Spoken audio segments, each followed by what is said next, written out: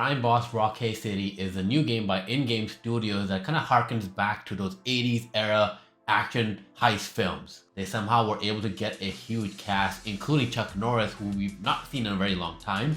But this game is basically about us kind of running heists and trying to build our turf within Rockay City. Based on trailers, it was hard to kind of tell what this game was really about, and at the same time, with it kind of having these many stars on the cover and in the game, it kind of begs the question of whether the game is actually good or not. And the concept of the game does kind of take us back to Payday and Payday 2, which are games that people love and people wait for Payday 3. So is this just more of a reskin? So let's get straight to the point. This game is good for its amount if you go in with the right mindset. I'm putting a bunch of caveats because there is a lot of jank, there are a lot of issues, the story is a little here and there, and what the game is able to kind of do does kind of make you question, like, could more work have gone in there if they maybe put the budget towards the game itself. But underneath all of that is a great template and a game that is kind of trying to come out, a game that is kind of bubbling up if it's possible. The moments I enjoyed in this game were moments where I just kind of let the game take me and just kind of focused on the game being a game.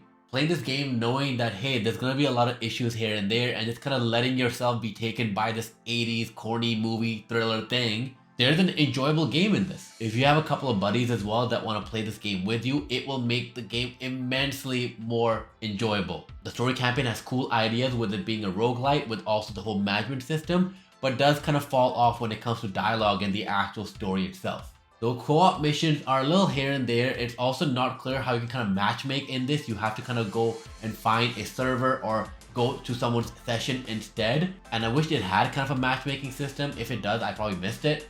And then there's also quick play, which just kind of throws you into specific missions that you just want to kind of do on repeat and you can kind of make some money off of. With that all in mind, it is around 40 USD, and with a lot of discounts, with a lot of places currently selling this game for around 30 USD, it's not a bad buy. If you're someone like me that has been playing a bunch of games and just need a game to just kind of rest and just kind of zone out in, this might be the game for you. If you're someone coming into this and want this game to be the next game you want to dedicate yourself to for the next long while, this is probably not the game for you. And even if you're still interested, I would wait for a sale or maybe it going to Game Pass or PS Plus. So let's jump into the story. So you play as Travis Baker, this person that is basically trying to take over Rockay City, turf by turf, crime lord by crime lord, whatever the kind of system is. But you go through a set of missions to essentially recruit new people, find out how the whole management system works. So you have to recruit soldiers that you will send to turf for. At the same time, you will recruit certain people to help do bank heists with you. It's a really cool concept overall, and it is a roguelike. So if you're ever playing as Travis Baker and you're doing a mission and you die, you have to restart the entire campaign. That's kind of the cool part of this game, that you can choose to play as Travis Baker in your missions. I think certain missions you have to play as him, but other missions it's up to you. But if you do play as him, there is that risk. But if you do play as him and you win that specific setup, you're basically able to kind of level him up, which will give you more perks later on. So it's a cool risk and reward system. The story honestly does not require any more information from my end because it is just kind of how you would expect in an 80s movie. There's these crime lords or these drug lords that are out there that want to get the same turf as you. You're trying to be the king of the city. You recruit people from long way back that you were friends from childhood or friends from war. Same old, same thing here. Even though I did not grow up watching a lot of Chuck Norris movies, for me it was pretty cool to kind of see him in a game like this, especially since he's not been seen in a very long time. And I don't care what people say, but Vanilla Ice's Go Ninja still rocks. So now let's talk about the important part, that is the gameplay. So I did kind of mention about how the whole thing works with Travis Baker, and it's important to kind of protect him whilst also using him so you can get more perks. The whole management sim side of this game requires you to basically go out there, loot stuff, loot diamonds, whatever it is, and take it back. But once you have it, it's up to you to sell it or when you want to sell it. It has a really cool market system where you will kind of see what the percentage up or down is of selling a diamond or gold or whatever it is. So you have to kind of basically sell it based on the market, or if you do need the money and the market is crashing, you have no choice but to sell it. So it's a really cool way to kind of do it. You can choose how much you want to sell it as well, so you don't need to sell all of it in one go, especially if you feel the market will bounce back for whatever reason. But I really like that management aspect of it. I didn't think I would enjoy it, but I did. And of course, this whole idea of you hiring soldiers. So when you have turf wars, you will basically send out a number of soldiers, including yourself being a soldier, not Travis Baker, but another soldier on the field. And you will basically be having this turf war, and it's about the last person standing.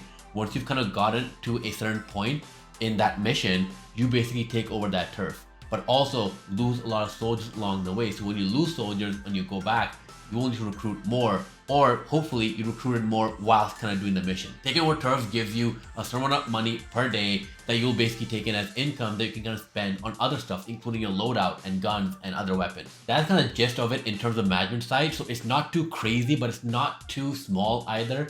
It is kind of good in between, and it keeps you engaged. The overall shooting mechanics of the game feel okay. Headshots do feel pretty good, but it feels like sometimes I'm aiming at the head but I don't hit it. It's a little off, but plus it could also be my aim.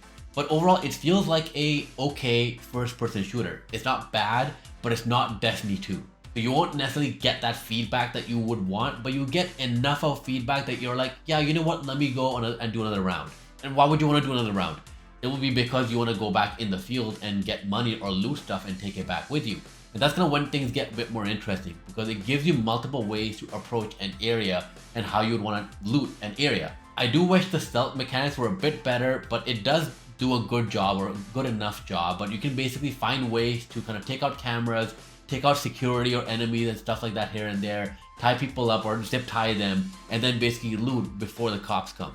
And the idea that you do kind of loot the thing, put it into your bag and run back to your van and throw it in the van, and then go back and just kind of have enough before you can complete the mission. There's a lot of issues with this as well, but I'll definitely talk about it later. But overall, that's kind of how the gameplay works, and it does an okay-ish job. So it is fun and engaging that way. It's like you do kind of want to go back.